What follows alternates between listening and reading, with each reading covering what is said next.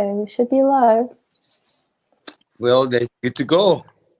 Good Good morning. Good morning. Just give it a moment. See if anybody's awake out there. And we'll get started. Well, it's 10 o'clock in the morning here in Los Angeles, where we at, and want to welcome everybody.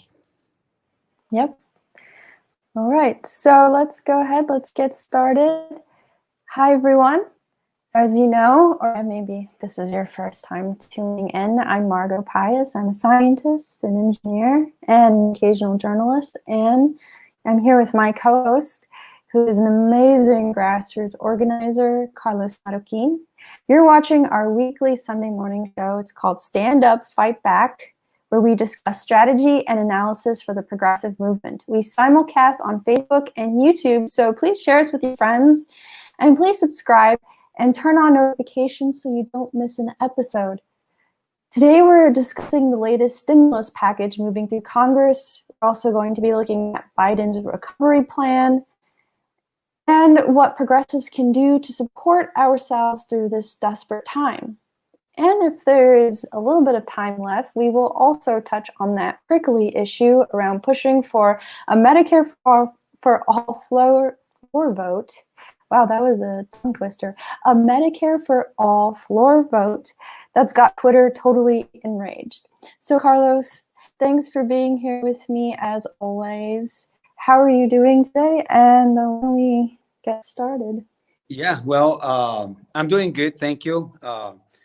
A little bit physically tired for doing certain things here in LA, helping the food bank and other projects that progressives are fighting for, and really the people in general. You know, so much work ahead of us, so much work that we're doing right now. We're in the holiday season, you know, and people out there are hurting. So I'm doing good because I see a lot of positiveness out there. I see people getting involved. I see people participating. I see people organizing. So all that has made my heart really grateful and thankful for those people in the, out there in the streets, on the ground, on the front lines, fighting for others. Yeah, absolutely. And Carlos, you're one of those people who's fighting every day for the working class, for the unhoused. I don't know if a lot of people know this, but Carlos runs a food bank. It takes up a lot of his time and effort, and he puts in a lot of work. Before he comes to this show, he's like not slept in 24 hours because he's putting it together. And he does an amazing job feeding people in this city. So we really owe Carlos a great thanks, and also great thanks to all of your volunteers too. Well, I think that most important, we need to give the credit where credit is due. What you are seeing out there in the food banks, what you are seeing out there with those people fighting homelessness or any other issue, is people coming together. It's volunteers. It's a volunteer power base here. Any effort that is done on the ground that is successful is because of volunteers. It's because people are stepping up. So the credit belongs to you, to those people that wake up early in the morning to come and fill up boxes of groceries for our neighbors, for those people that are out there giving showers to the homeless, feeding the homeless.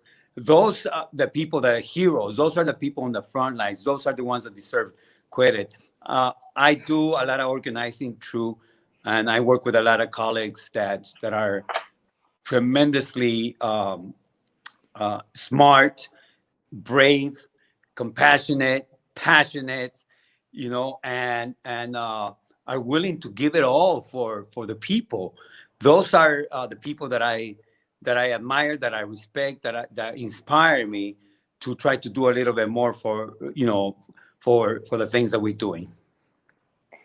Yes, and thank you. So I think now that we started a little bit talking about the food bank and feeding people, I think it's good that we talk about how nationally hunger is on the rise in this country because of the economy failing, failing during this pandemic, and ultimately because of the failure of the federal government to provide assistance to states, the state and the local level, a lack of financial support for workers. The United States is basically the only rich country in the world that has not provided some kind of income relief to workers during the pandemic. We're asking business owners, restaurant owners to shut down, but we're not giving them a lifeline to do it. So a few points about that. There's just a reminder, because last week we also talked a bit about the unemployment benefits that people could be losing. That's going to include up to 12 million people. And that doesn't include people who may be losing their job as this pandemic continues, because there's still no relief for workers, and businesses continue to close. Carlos, what's your feeling about the rise in hunger that we're seeing right now? Well, I am not surprised, because the fact of the matter is that people are not working out there. Their hours have been cut. So many people don't even have a job to return to. The levels of poverty has, in my opinion, quadrupled.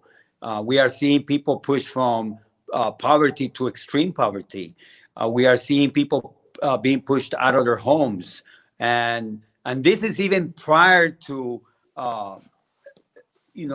to any kind of moratoriums that they put in place. There's people that were in the pipeline already, and they are not being accounted.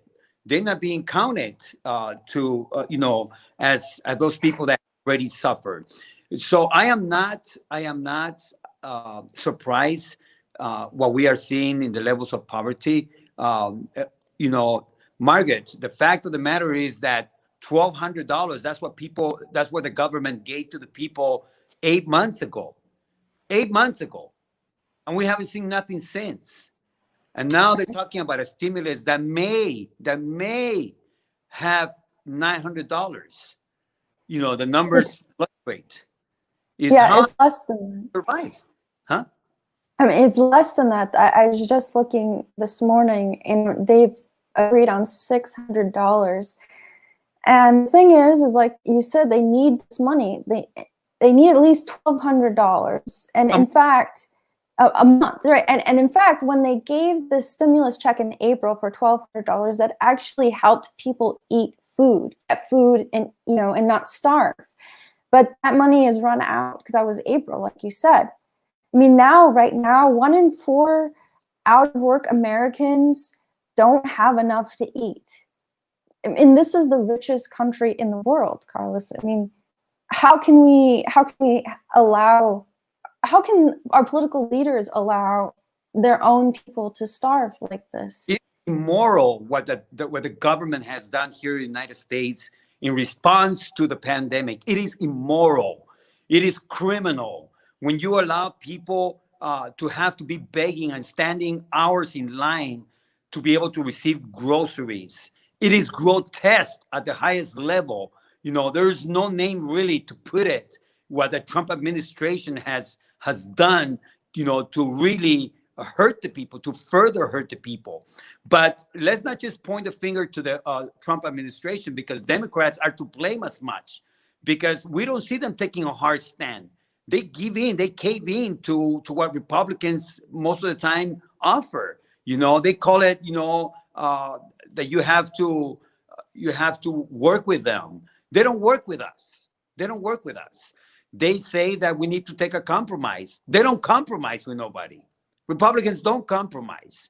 So what we need to see is a Democratic Party that walks the walk, that takes action, not just the talking points. And we're going to hear that a lot. We hear that a lot. It's a lot of talking points, but the people have been left behind long time ago, even prior to the pandemic, and even more so now. Yes, I'm a little agitated, because, I hear the talking points that are being said, but the fact is that whatever stimulus packages that they're putting forth, It's symbolic. It's a band-aid. Our small businesses have been left behind. There is no lifeline. They're being asked to close down. You're right, Margaret. They have been asked to close down. They're being asked to make sacrifices, but yet nothing is given to them to protect them. So that's the moral part of the Congress and the Senate and all the way to the White House. The fact that they have left the people behind, and we really are here to take care of each other. And that's what we try to do on the ground, is because we realize if we look to the left, it's not there. If we look to the right, it's not there. It's up to us to do it. Yeah, that's right. And I just want to throw out a few more facts about the issue of hunger that's going on right now in the country. In particular, and this is no longer a surprise, it should be no longer a surprise to anybody, but Black Americans are really struggling right now. 22% of Black households reported going hungry in the past week. So that turns out to be 2.5 times the number of white households that reported going hungry. I mean, we have this problem. Yes, we have this problem with this pandemic. Yes, we have this problem with the economy failing and Congress, turning a blind eye, or however you want to describe it. But systemic racism is just continues to exist and permeate all aspects of any type of problem that occurs in this country, whether it's police brutality or who is getting sick during the pandemic. Again, we see Black Americans suffering. And I didn't have a statistic for Latinx community or immigrant community, but I'm sure that those numbers are out there as well. So it's not this issue that we are facing right now. It's not just affecting everybody equally. There are groups of people in this country who are being affected much worse than other groups. And we have to acknowledge that, and we have to really, whatever efforts we do as the progressives are outside of the electoral politics, we have to also center the fact that we need to address this systemic racism in the process if we ever want really to see some kind of justice. Right. I mean, we see that in the number of people that come to the food bank. 99% of the people that are in the food banks are people of color. That tells you everything. That tells you everything, really. So when we see the people that are living in the streets, the unhoused, the vast majority of the people are people of color. So racism in America is real. Racism in America affecting policies is real. That the people of color poverty line is way beyond any other poverty line. The fact of the matter is that wealth in America is tilted against people of color, particularly Black people. And those are just the realities that we see. Jobs, the job insecurity, same thing. Housing insecurity, the same thing. Issue after issue after issue, you see the people of color being left behind. And this is why it's important for us to continue to fight back. It's important for us to organize. It's important for us to bring attention to these facts and put the facts out there where they belong, and not sugarcoat it, because this is what the media does so much. They pick and choose those stories, and we don't see the reality of the people that are really hurting out there. They, they pretty much have a view of things that are happening on the ground that is not real. It's not realistic. All the reporting that we see sometimes is just pretty much gaslighting, and to pretty much make believe that something is being done. But things are getting worse on the ground. Yeah, I mean, there's so many so many facets to what's going on here as well, with the media being a bit very complicit in total negligence of the needs of the American people. And I just wanted to address that there's a lot of people in the chat who are talking about, you know, where's Bernie and Medicare for all, and I think we should talk about this very soon. So we see you out there, and we will get to that, because this has been a very lively discussion over this past week online and on Twitter, and I think it's really divided a lot of people. So we will talk about that for sure. But I wanted to first focus on, you know, what is happening in the landscape, because I think that might also help inform that discussion in a little while. So like you said, Carlos, the media is not paying attention.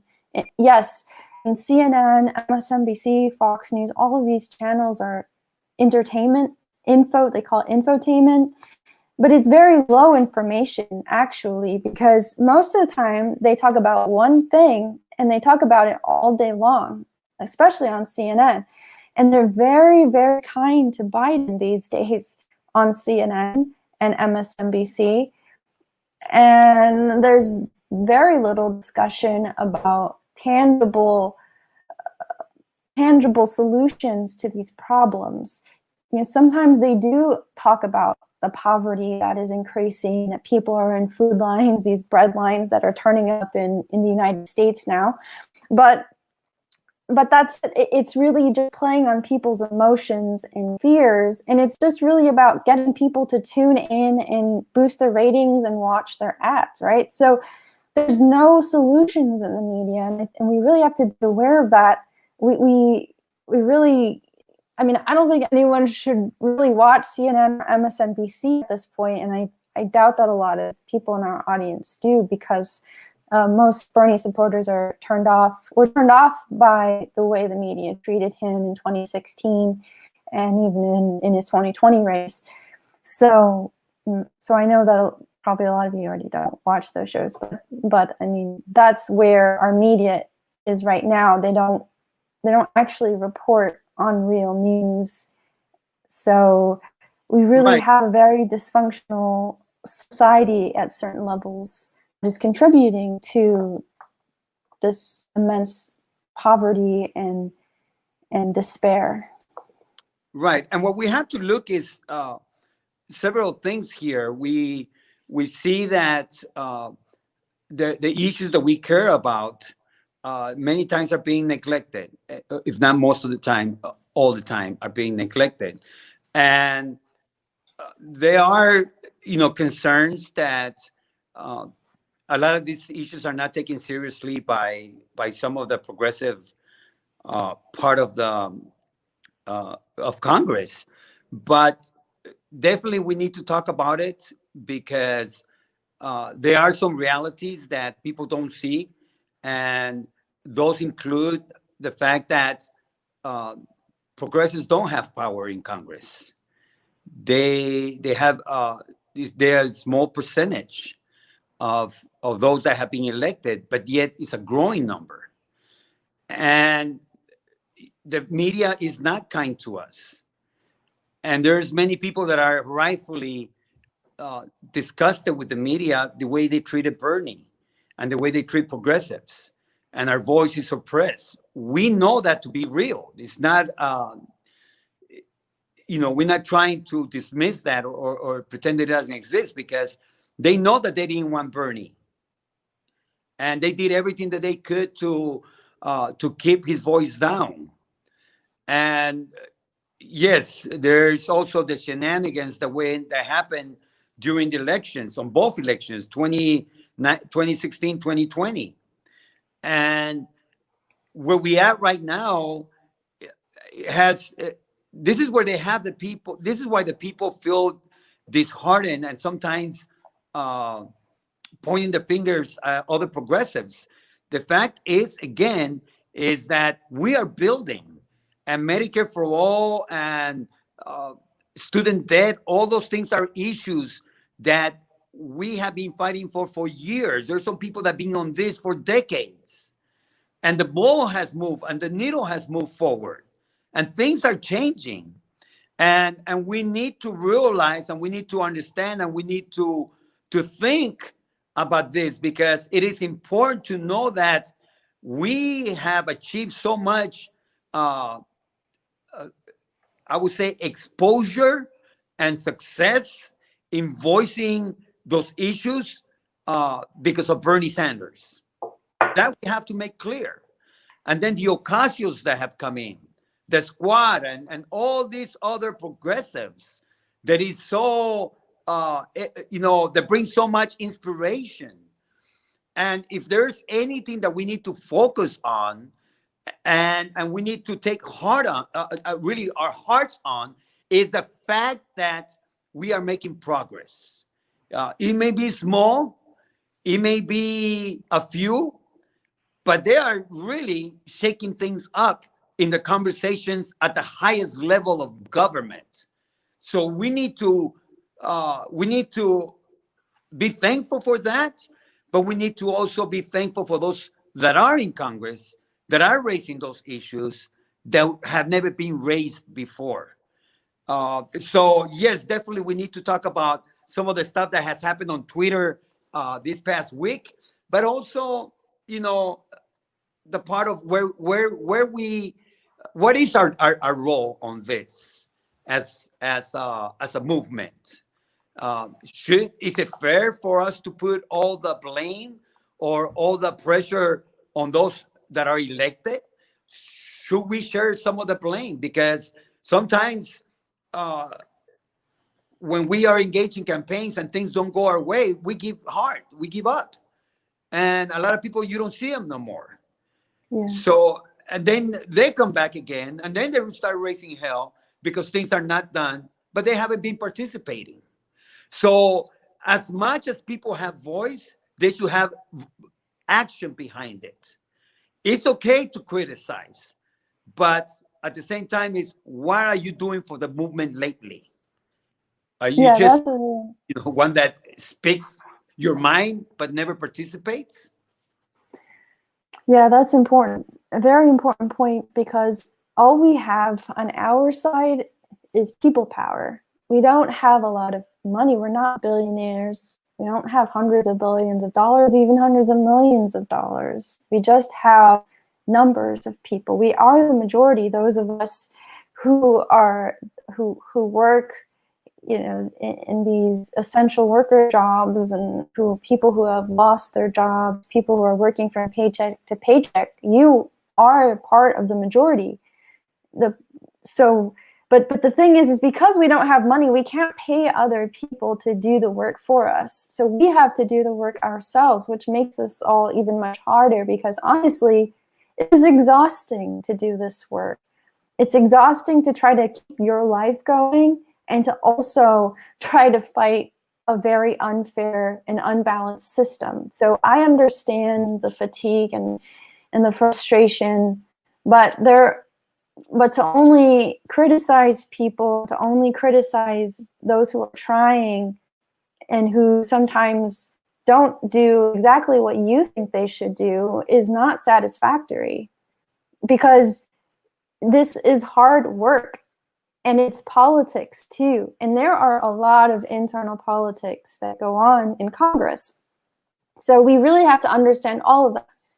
But I think also we have to realize that we can't put a lot of faith in Congress either, or in the Democratic Party, or in Joe Biden, because even his plan, this Build Back Better plan that he has, is totally insufficient. I was looking at it recently, and yeah, he wants to spend over $7 trillion, right?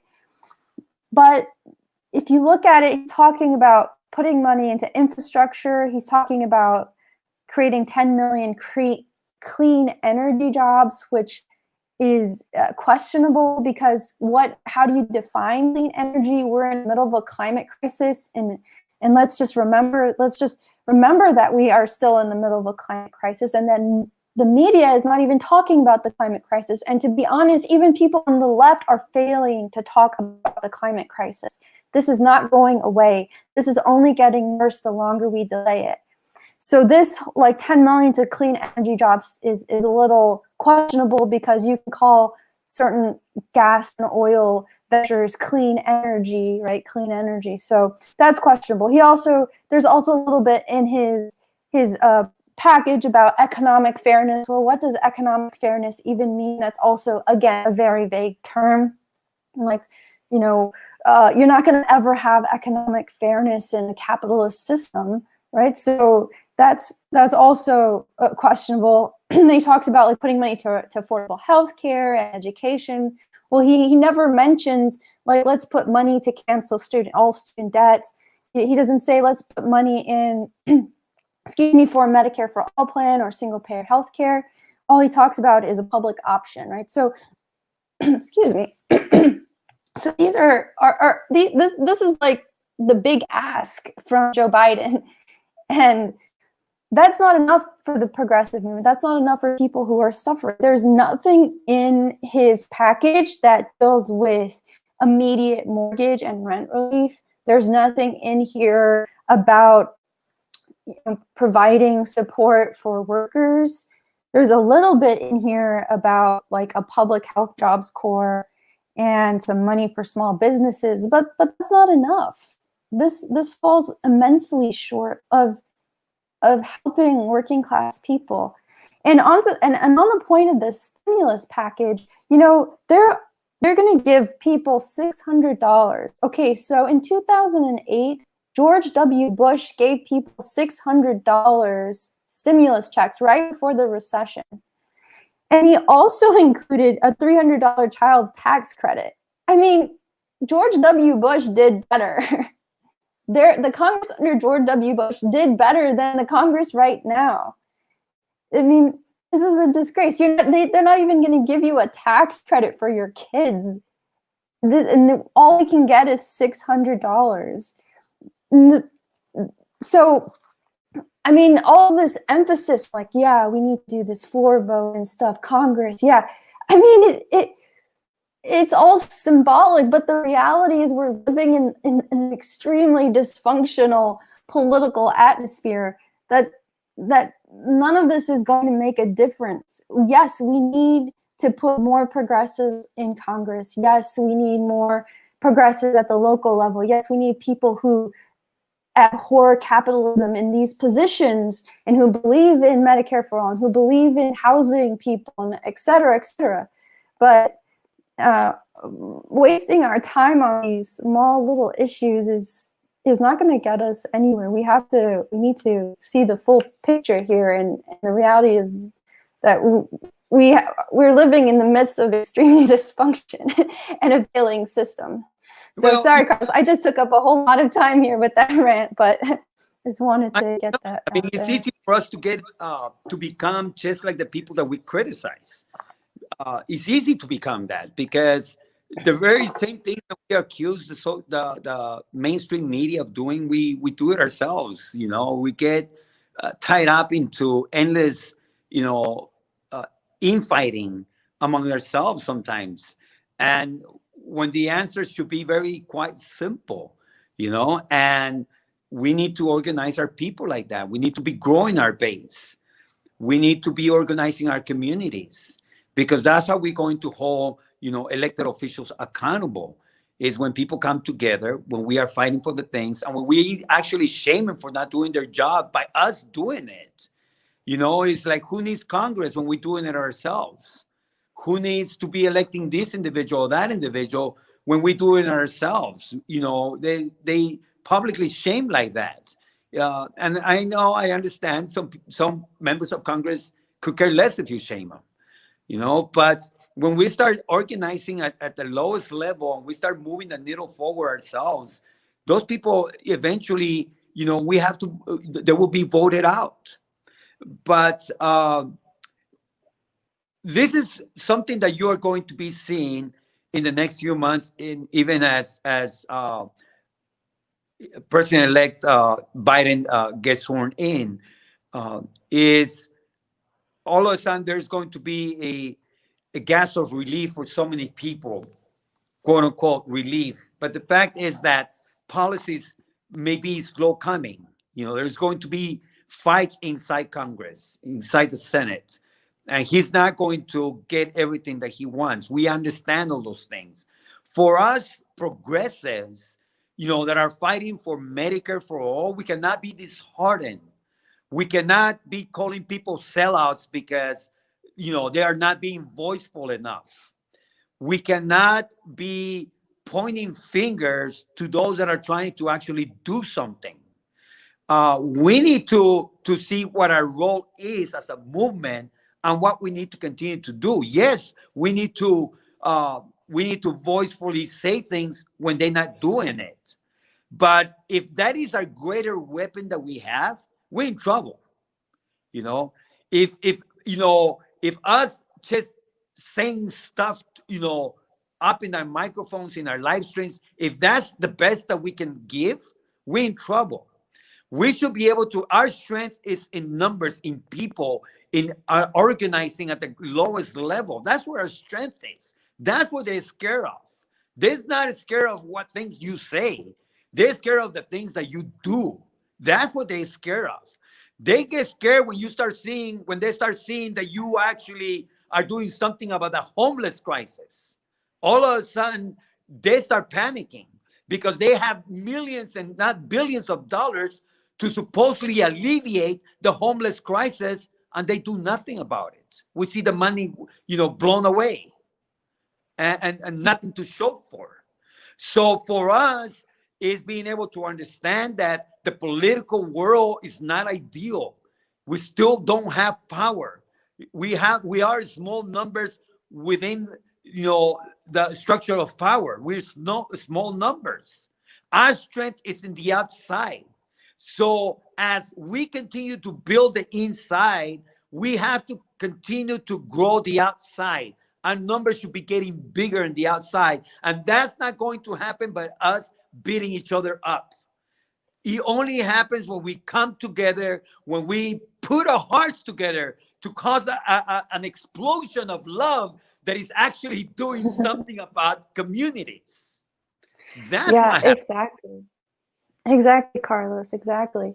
And we also have to think about not just the movement within this country. I mean, yes, we have movements that exist on the local level. We have movements that exist on the state level, and we have movements that exist on the national level. We also have a progressive movement that exists internationally. We have to recognize that nowadays, the things that we do here in our country affect other parts of the world. And there are people working towards uniting the progressive movement internationally. In fact, there's something called Progressive International. And Carlos, you reminded me of them when you were talking about love and the unity through that, because I was listening to one of their summits recently, and they had a speaker who's part of Progressive International, and she said very much the same thing. And she was saying, like, we don't really say these things enough about ourselves, that, love and compassion for each other, but that is really an important motivation for us within the progressive movement. And we should see that as something that is like a tool or a superpower in a way, I think, because we actually care about each other. And a lot of times in this society, caring for each other is seen as almost like a weakness, but it's not. It's a strength for us. Exactly. And another thing that they also talked about, which was interesting, because there was a little bit of a disagreement on something related to China. And one guy came on and he said, look, I'm never going to agree with this person on the subject of China, but that's okay, because we don't always have to agree on every issue.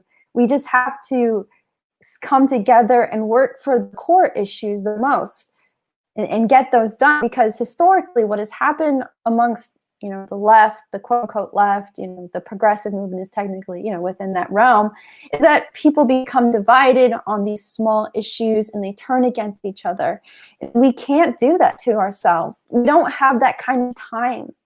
And the reason why we don't have that kind of time is because of climate change. If we don't get our act together, if we don't unite on these issues, we're never going to address climate change. And then what's going to happen to future generations? There's not going to be a society like one that we have now, where we can be connected to each other and coexist and live a relatively comfortable life, within the structure here. I mean, the nice things that we have, I mean, there's a lot of bad things, but the nice things that we do have, we won't even have those things in the future. What we're doing is we're going down a path that is going to cause immense suffering beyond the level of suffering that we're seeing now. So we have to keep the long term in focus, which is that the climate crisis is an existential threat to our society, to the human way of life. And the suffering that we're seeing now is just the beginning of that. So now, if we cannot unite and organize around this, how can we unite and organize around something even bigger? So, like Carlos said, we have to be together. We can't have infighting. We can't point fingers at each other like what we've been doing, especially around this whole issue with Medicare, with the Medicare for All floor vote. I honestly, Carlos, I'm really surprised at how much a lot of the, some of these more prominent figures in the progressive movement have been tearing each other apart about this. And I'm worried that it's just because, partly due to the strain of being living under this horrible, living in this horrible situation that we're in now, and people are grasping for whatever they can, and they're holding on to a lot of really negative emotions, and I think that is contributing to the moment that we're seeing. What do you think about what's this is been what going I on? think. First of all, our starting point for the movement should be love. That's where we start from. The opposition starts with money. That's the starting point. How much is going to cost? Everything is about money with them. For us, it's love. We care about people being not having health insurance, healthcare, if you will. We care about that. That's love. We care about the fact that the people are going to sleep hungry. That's love. We care for the fact that we have our young people with endless bills, educational bills, that will pretty much enslave them for the rest of their lives. We care about that. That's love. That's a starting point. And for us to be able to organize behind that, we organize because of love. That's going to make the world a difference in the results that are brought forth in the next years to come. If we are not loving one another, and I don't want to sound like a preacher right now, but I used to be a preacher. But if we don't care for each other and we don't love one another, then we're beating against each other, and we're not going to go too far. We are not going to go too far. The political arena, the political powers are not interested in us loving each other and having a lovely world. They're not interested in that. Their starting point is always money. It's about money. It's about building for the ultra rich. The rich gets richer and the poor get poorer. As you have heard that many times. The people that are making the most money right now during the pandemic is the very rich. They're not suffering. We're seeing the suffering. We're seeing people that don't have access to a doctor. We know who those people are. And yes, we support the idea that we need to keep fighting for that. But we have to be strategic.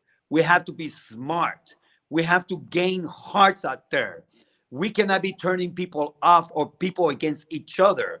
We need to understand that this is a long-term, revolution when it comes to bringing healthcare for all. It's not going to happen overnight. It's not going to happen with one congresswoman being elected to office. We cannot, if our dependency is on that one person, we're in trouble. We have to continue to grow our base at every single level, on the inside and in the outside. And I will say this, that if you are not inspiring people to get involved in, let's say, Medicare for all, then we need to question ourselves, why are we not inspiring people? We're supposed to be turning people on and says, you know what? Wow, I never thought of it like that. Yes, I want to help. So what we need to be doing is finding ways, creative ways, to get people to get behind the movement of Medicare for all, of free education, housing, and that comes through us again and again and again, having a starting point center in love, and continue to grow that from there. Yeah, preach it, Carlos. Preach that love, because we don't get enough of it in this society. And of course, to those points, direct action is so important right now. Mutual aid is so important right now. The stuff that Carlos does with the food bank, that's mutual aid. Helping each other, filling in the gaps where the government is failing us, is how we're going to succeed. We can't just sit here and wait for Congress, for our elected politicians to make our lives better for us. We have to do it for ourselves. We have to show them too what we want and how to get it done. A lot of times that's, that leading by example also can put pressure on politicians. I mean, I saw recently an article, and this was actually an article that was criticizing Los Angeles because they were putting money into these tiny houses. But you know what? People through mutual aid were setting up tiny houses in Los Angeles for the unhoused, and that's been going on for several years now. So lead by example. The politicians are either going to try to crush you or they're going to follow you, right? But either way, you're doing the right thing, and we have to help each other, or else we're all going to suffer. So How you shame really, them. Right. yeah, That's how you shame them. Exactly, right. We shame them because we're the ones doing it, and that should be their job. Because later on, we can also use that as political leverage and say, like, look, where were you? The community did this without you. Do we even need you? That's a threat to their political power. And I think, Carlos, we're coming across a point that's really important, and that's that a lot of these people, all they care about is power. So one way to manipulate them is to figure out how to threaten their power, their hold on power. And I think that in our conversations in the past, that you figured out a little bit about this. Like you've talked with a number of politicians in the state, and you've managed to get some things out of them, but behind doors, not even through legislative sessions or bills. So would you be able to share a little bit about that? Well, I can be mad all day long. I'm really extremely upset at the fact that we have people, elected officials, that have done nothing for the people, and they keep getting elected. So until we change that, I can be mad all day long. It's not going to change. They're still going to be in power. So we have to be smart. We got to think a little bit more. We got to think a little bit deeper. We got to sometimes take 2 steps back in order for us to move a mile forward. So don't be afraid to give up those 2 steps. When I engage politicians, and sometimes we may totally disagree on our political views, that doesn't change me. It doesn't change me if I meet with them. I'm not a sellout. I know where I stand.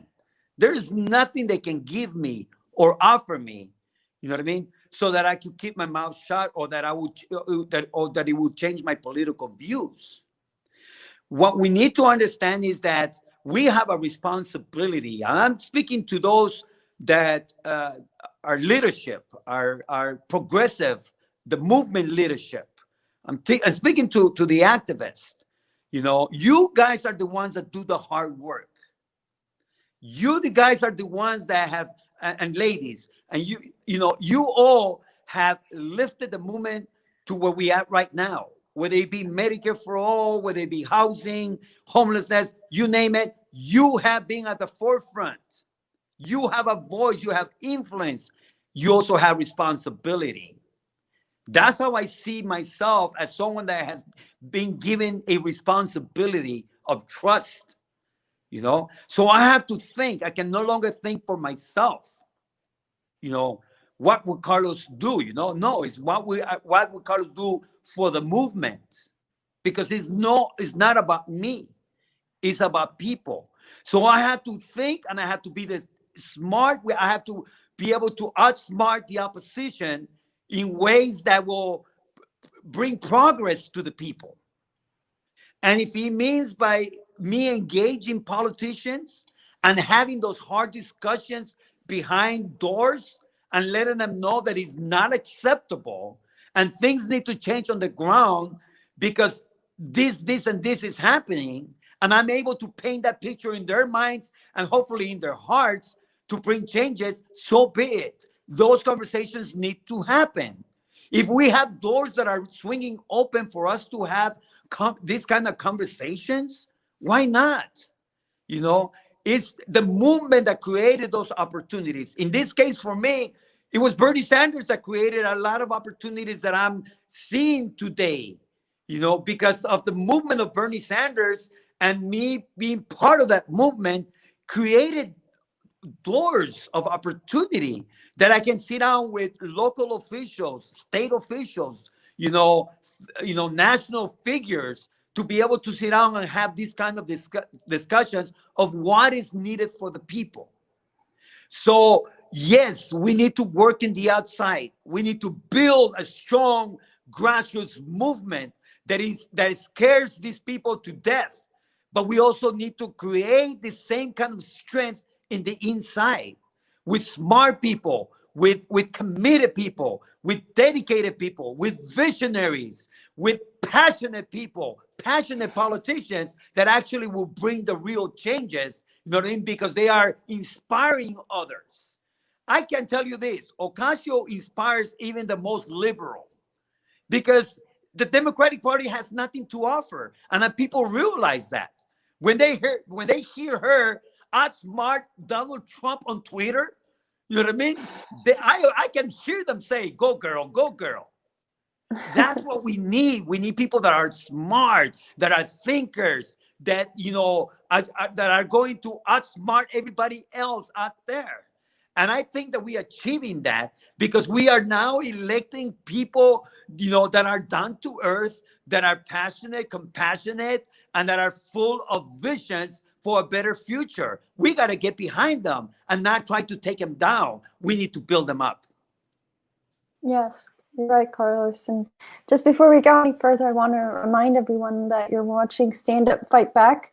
We air on Sundays at 10 a.m. And also we are testing out a 6 p.m. slot today where we're going to have special guest Alan Minsky. So please tune in on the Bernie Sanders Brigade page or on YouTube, on Inside Out News, and also on Facebook, on the Inside Out News Facebook page too. So Alan Minsky is going to be a powerhouse. He is a powerhouse.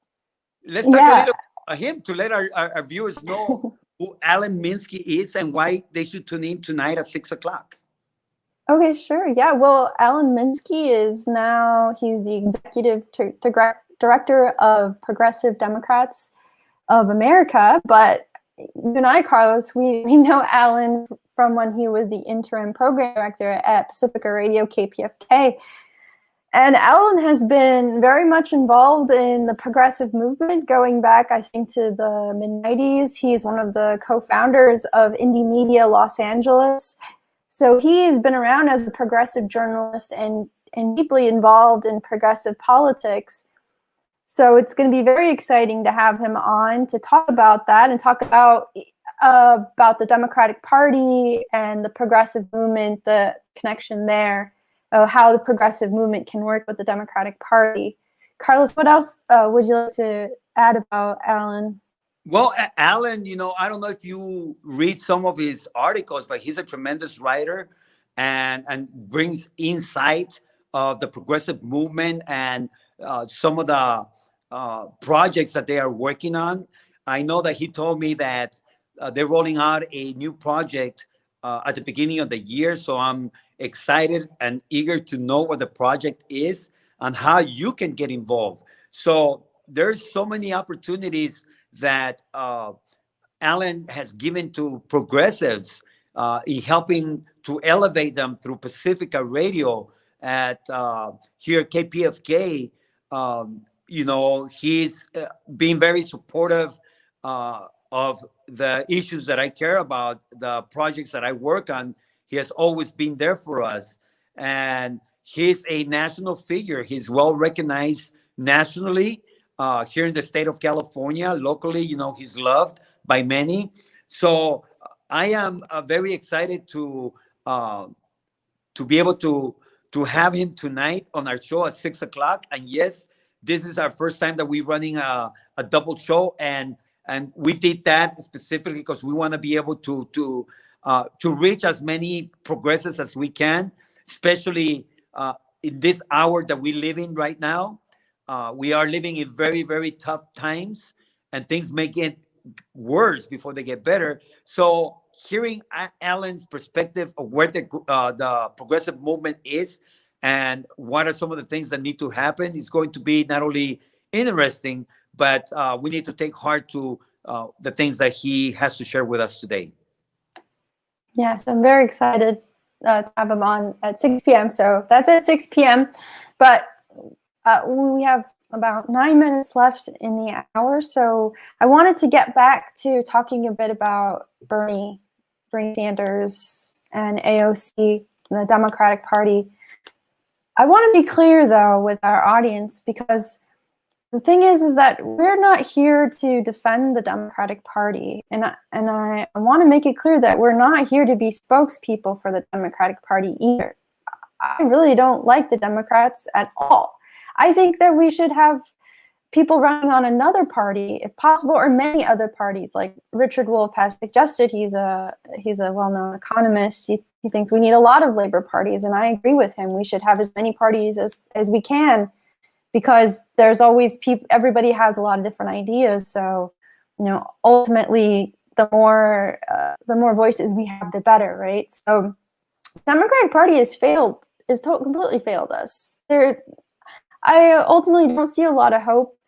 The only thing I see of the Democratic Party is that because we have such a tight two-party system, that it's sometimes the only way that we can insert ourselves into the political system at the electoral level. That's really the only reason I see for us to engage with the Democratic Party, and we see that with a lot of the members of the squad have gone that route using the Democratic Party. But let's just remind everyone that Alexandria Ocasio-Cortez has refused to pay party dues, which I think is a very important symbolic gesture on her part, and that has also upset the Democratic Party. Her refusal to pay those dues means that she is sending a message to the leadership that she is not going to be really a member of the party in the traditional sense. So I hope that we can keep that in mind as we continue this discussion. So about Bernie Sanders, I agree with you that none of this would have happened without Bernie. And also I would go a step further and say that Bernie would not have been possible without Occupy. Because the Occupy movement was the first time that the public started hearing the words of the 99% versus the 1%. And that actually came out of an idea from Zuccotti Park, from the unfortunately late anthropologist David Graeber. David Graeber was an anarchist, and one of the few open anarchists in academia. And he partly came up with the idea of this 99% versus the 1%.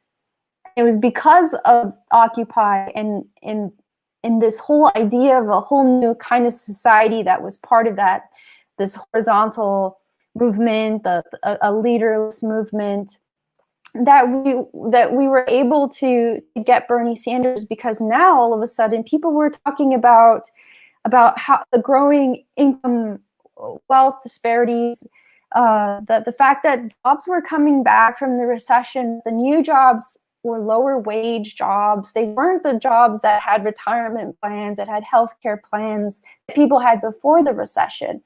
And actually, I think that this is a side note, but 2008 is a really important year in terms of where things are now. We would not be in this desperate situation had it not been for the collapse of the economic system in 2008. But that's another discussion later, because I want to get back to Bernie. So the point is that really we would not be where we are now without Bernie, but we wouldn't have Bernie if it were not for the movement, for the grassroots movement. And Carlos, you were there at Occupy, and I was there at Occupy, and we saw what it was. It wasn't perfect all the time. It wasn't. And I'll be honest, I thought at the time that Occupy really failed in some ways, but actually in the long term, Occupy didn't fail because it did change the narrative. And it gave us Bernie Sanders.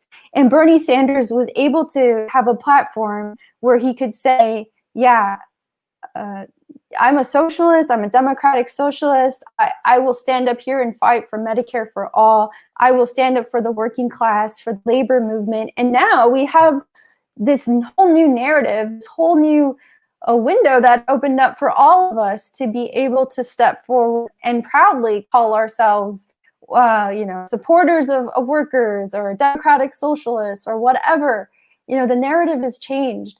But it has taken time to do that. And I think that goes back to what we were saying before, Carlos, about, these things take time. And sometimes we think like what happened in the immediate moment was a failure, but then it turns out it wasn't a failure.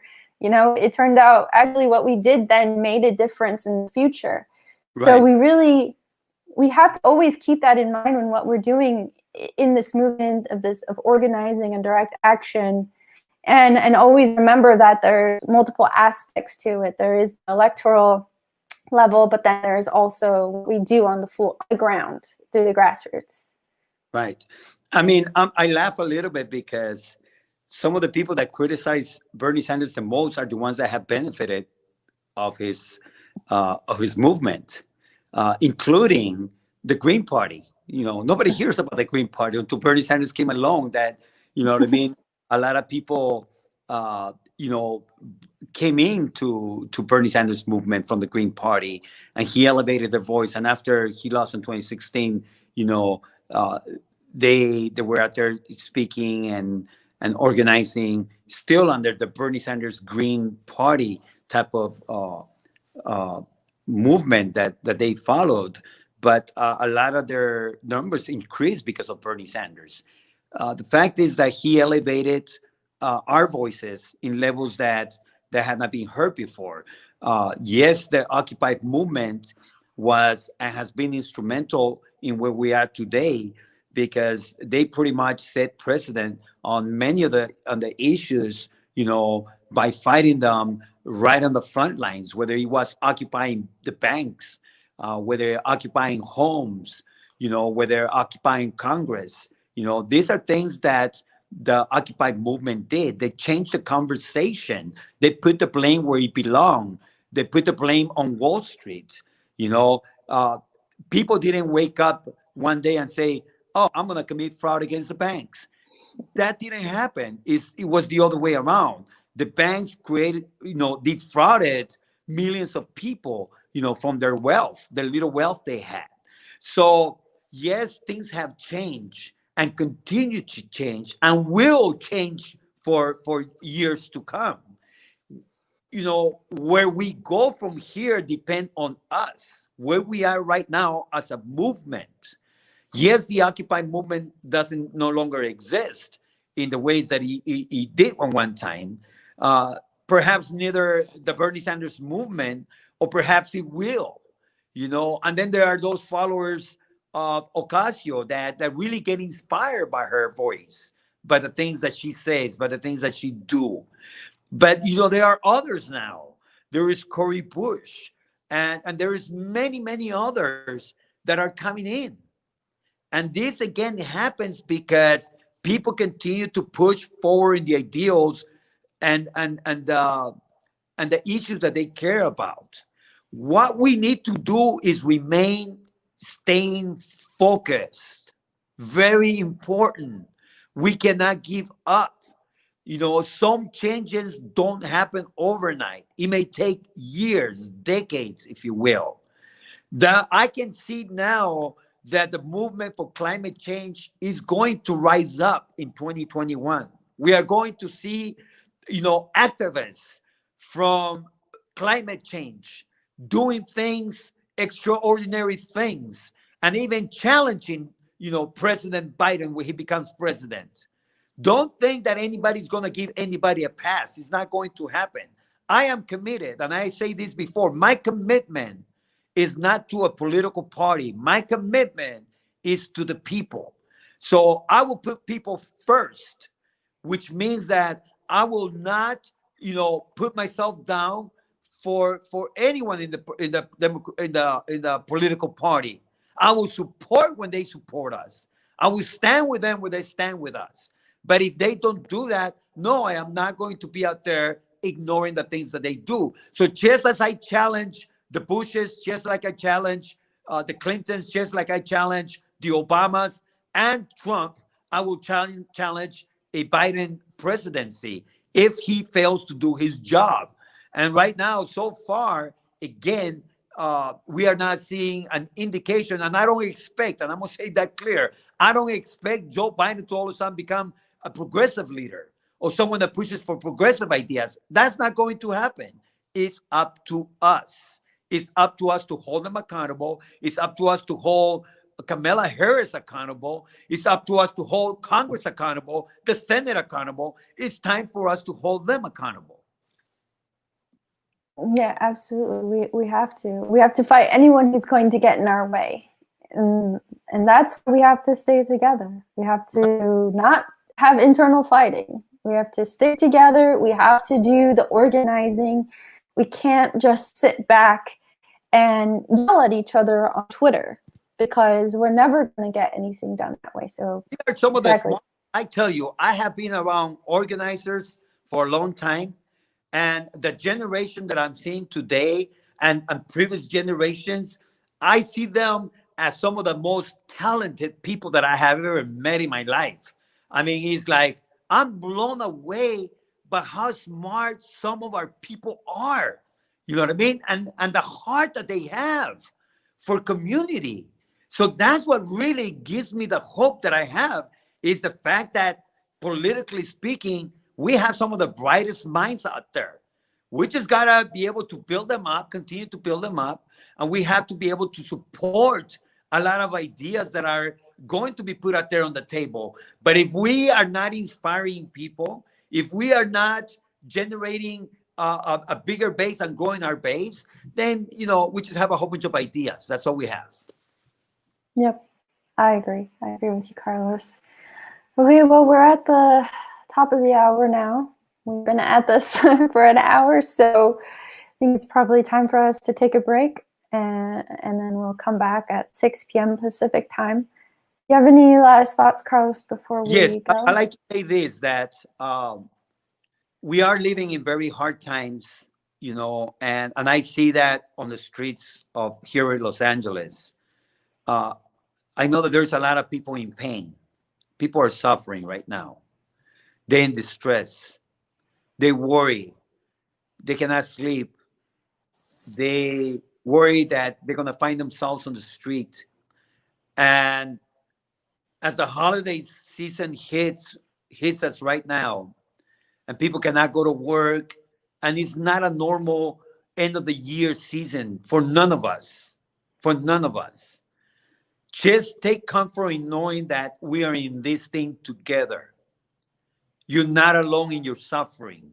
There's many people out there suffering just as you are, and some of them even more. We have no idea what some people are going through right now.